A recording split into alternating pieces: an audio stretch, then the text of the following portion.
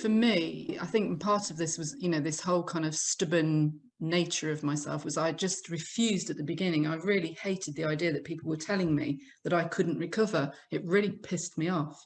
So I was determined. But then I always trusted that process because I'd kind of come across you and I trusted you and I trusted your story.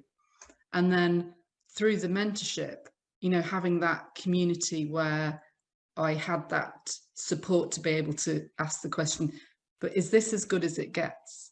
Because that for me was kind of like, okay, so yes, I can see that I've recovered to some degree, but it wasn't enough. I kind of wanted more. And of course, then, so those doubts, of course they come in, but that community for me, where, as Jess said, you're hearing people's stories and it resonates, and therefore you see their wins. And then that's kind of, yeah, that's possible. And then that gave me hope. And weirdly, and this is when I said at the beginning, when I saw that B was here. So when I had my last crash, probably because I hadn't been listening to my body. And I don't know if you remember, Toby, I went to Vegas. Yes, I do. Yeah. You were so excited to go on a holiday, and you've made some good progress, which was great.